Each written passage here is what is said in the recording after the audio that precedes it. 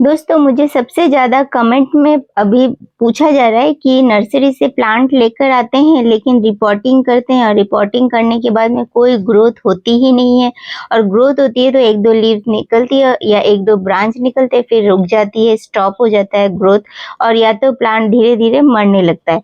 ये सारे कारण होते हैं उनके, जो भी रिपोर्टिंग कर रहे हैं या कुछ ना कुछ फॉल्ट होती है और वो क्या फॉल्ट है वो आगे बताने वाली हूँ आप लोगों को। तो ये जो प्लांट आप देख रहे हैं ये गंधराज का प्लांट है। 27 फरवरी को आप लोगों के साथ में एक शॉर्ट्स वीडियो डाला था, तब मैं ये प्लांट खरीद के लेकर आई थी, शायद 60 रुपए में लाई थी और इतना प्यारा फ्लावर आता है इसमें, आप खुद देखिए। तब इसमें जब लेकर आई थी खरीद के तब फूल नहीं था, सिर्फ कुछ एक कलियां थी, तो वैसे ही मैंने खरीद लिया था क्योंकि मुझे पता है गंधराज में वेराइटीज तो होती नहीं है, व्हाइट कलर का ही फूल होता है, बहुत ही ज्यादा खुशबू रहती है जिसमें। तो 27 फरवरी को लाने के बाद में आप सोच सकते हैं कि अभी अप्रैल आ गई है, मतलब 1 तारीख है, तो उस समय मैं रिपोर्टिंग करी हूँ, यानी 1 महीने से भी ज़्यादा टाइम मैंने इसको ग्रो बैग में ही रखा। और वो भी कारण ये है कि जब भी हम नर्सरी से कोई प्लांट खरीद कर लेकर आते हैं और उसको तुरंत लाकर अगर रिपोर्टिंग करते हैं तो उससे क्या होता है, जो नर्सरी में जो टेम्परेचर है वो किस तरह से रख रहे हैं हमें नहीं पता। वो अपने प्लांट की देखभाल अलग करते हैं, हम उतना हो सकता है ध्यान नहीं भी रख पा रहे हैं। हम तो छत पे रखते हैं, वो छत पे तो नहीं रखते, उनका नीचे ही सारा रहता है, मतलब नर्सरी सभी ज़्यादातर ऐसी ही रहती है, नीचे सभी प्लांट रहते हैं ग्रो बैग में, एक साथ बहुत सारे प्लांट रहते हैं। और हमारे यहाँ पर बहुत ज़्यादा तेज़ धूप है, तो हमें हमारे एटमॉस्फेयर के हिसाब से अपने प्लांट को कम से कम 15 दिन तक, जहाँ पर रिपोर्टिंग करने के बाद आप गमले को रखेंगे वहीं लाकर रख दीजिए उसको, ताकि उसको पता चल जाए प्लांट को कि मुझे यहीं रहना है और यहाँ का टेम्परेचर ये है, पर ग्रो बैग से नहीं निकालना है उस समय तक। जब आप रिपोर्टिंग करें मिनिमम 15 दिन बाद में, तब आप जो है उसको मतलब कि अच्छी पॉटिंग मीडिया दीजिए। और जब भी ग्रो बैग में रहता है या नर्सरी से हम प्लांट लाते हैं वो ऑलरेडी रूट्स बाउंड हो रखा ही होता है, आप खुद ही देख लीजिए। एक छोटे से बैग के अंदर वो प्लांट इतने दिनों से पड़ा है लेकिन कोई दिक्कत नहीं है। अब बात करते हैं पॉटिंग मीडिया की, तो पॉटिंग मीडिया जितना आप मिट्टी ले रहे हैं उसका हाफ आप जो है कोकोपीट ले रही हूँ मैं यहाँ पर, और यहाँ पर वर्मी कंपोस्ट भी हाफ ले रही हूँ। इन सब चीज़ों के अंदर मैं कम से कम यहाँ जो 8 इंच का गमला है उसके अकॉर्डिंग बता रही हूँ, और ये मैं जो नीम की खली है वो करीब आप मान के चलिए 50 ग्राम जितना ही दे रही हूँ, यानी 1 मुट्ठी जितना। और यहाँ पर जो है 1 चम्मच से थोड़ा कम फंगीसाइड पाउडर दे रही हूँ। आप चाहे तो इसमें भी गंधराज का प्लांट लगा सकते हैं, लेकिन कुछ एक चीज़ें जो मैं और एक्स्ट्रा डालने वाली हूँ वो भी मैं बता दूँ। ये है हॉर्न मिल में काफ़ी अच्छी मात्रा में नाइट्रोजन रहता है, जो मैंने 1 मुट्ठी जितना ही दिया है। और यहाँ पर जो है बोन मिल, ये करीब आप मान के चलिए 1 मुट्ठी से कम है, मतलब 3 चम्मच जितना होगा लगभग। और यहाँ सरसों की खली है, ये भी कम से कम 3 चम्मच जितना है।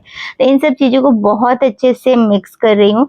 अगर आपके वहाँ पर चिकनी मिट्टी है तो आप जितना हमने वर्मी कंपोस्ट और कोकोपीट मिक्स किया है यानी 50%, उतना आप सैंड भी मिक्स कर सकते हैं।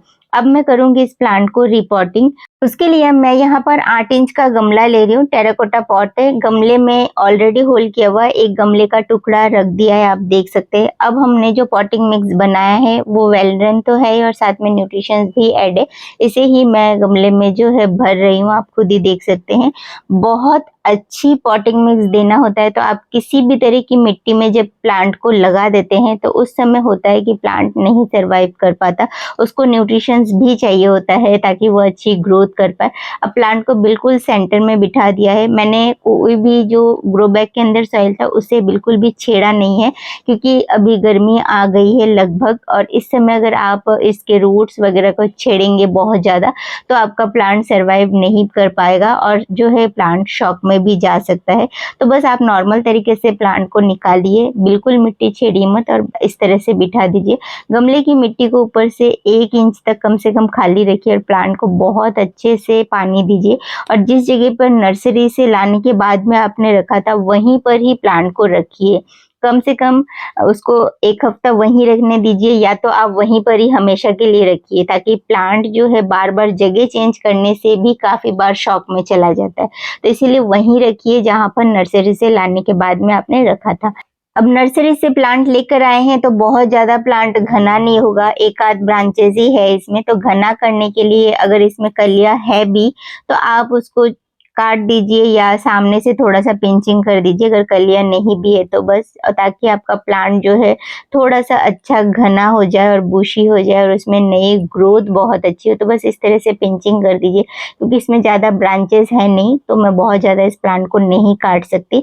तो थोड़ा बहुत ही सही, बट पिंचिंग ज़रूर कीजिए ऊपर से, ताकि न्यू ग्रोथ हो और प्लांट जो है बहुत तेज़ी से ब्रांचेस निकालने लगे।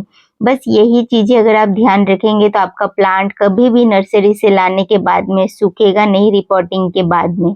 तो ये था दोस्तों मेरा आज का वीडियो। अगर आज का वीडियो आपको अच्छा लगा है तो आप इसे लाइक और शेयर भी कर सकते हैं। अगर आप मेरे चैनल पर नए हैं और मेरे चैनल को आपने अभी तक सब्सक्राइब नहीं किया है तो जल्दी से सब्सक्राइब कर लीजिए, और मेरे लेटेस्ट वीडियोस की नोटिफिकेशन के लिए आपको बेल बटन पर भी प्रेस करना पड़ेगा। थैंक यू फॉर वॉचिंग दोस्तों, मिलते हैं ऐसे ही किसी नई वीडियो के साथ।